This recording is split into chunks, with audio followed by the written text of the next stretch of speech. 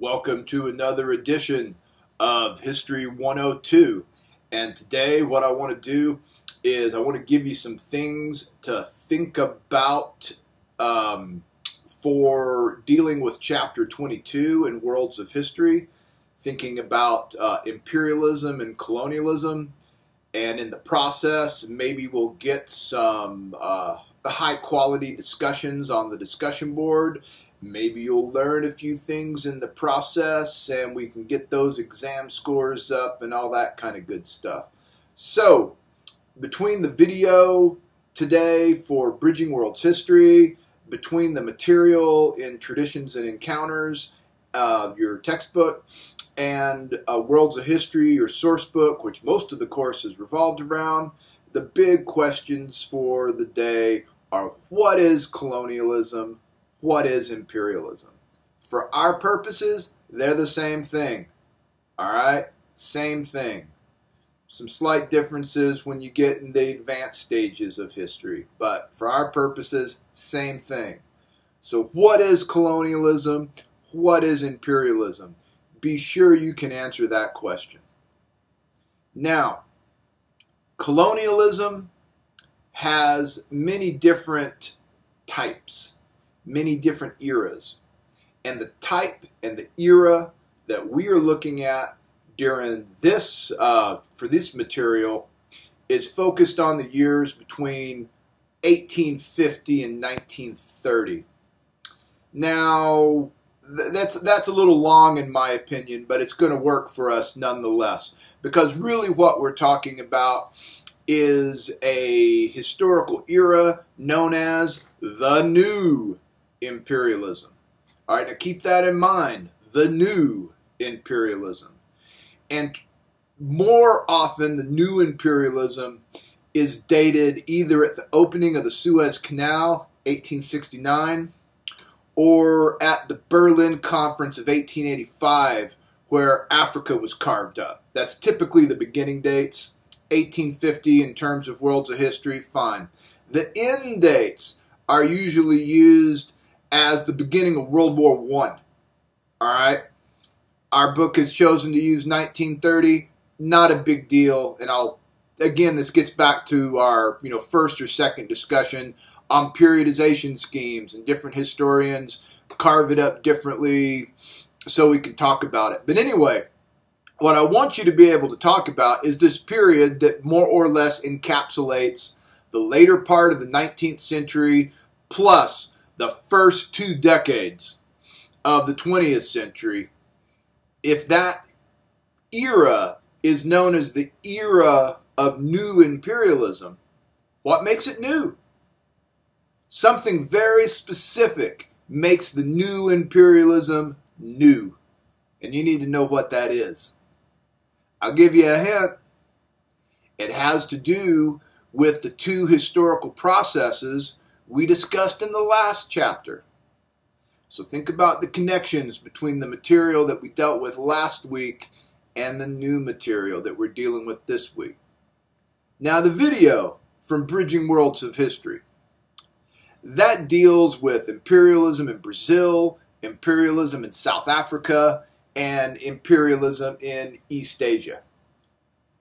And if you go to your textbook in Traditions and Encounters and look up the appropriate chapter, you'll get another, larger overview of exactly what the new imperialism looks like.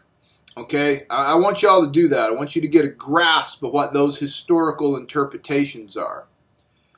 But the Worlds of History book this week gives us a chance to try and understand colonialism through the eyes of the individuals that are engaged in it and that are impacted by it, by using literature as a historical source.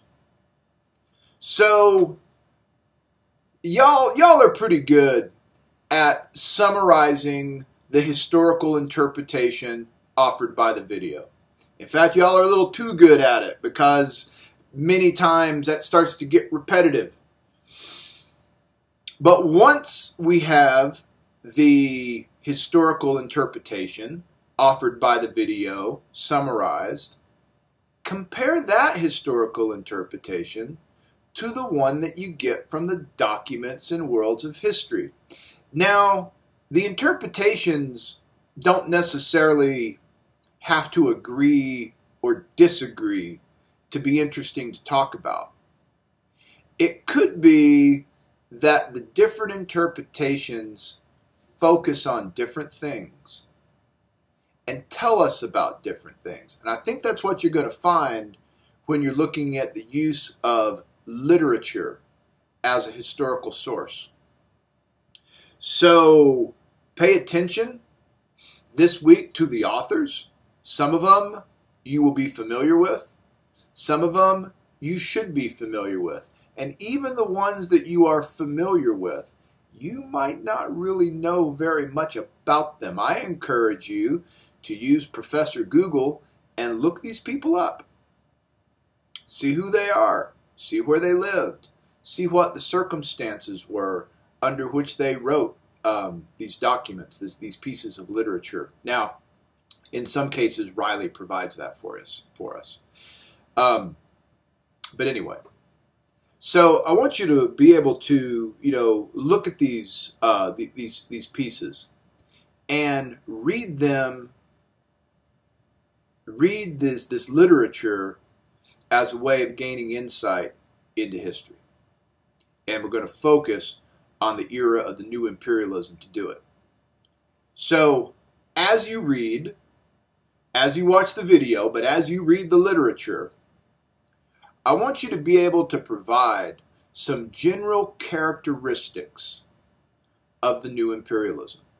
The new imperialism is a defining feature of the later half of the 19th century up to World War I. So if we're defining that period of late 19th century up to World War I, part of what we're doing to define that has to be some of the characteristics of the new imperialism. So I want y'all to focus on that.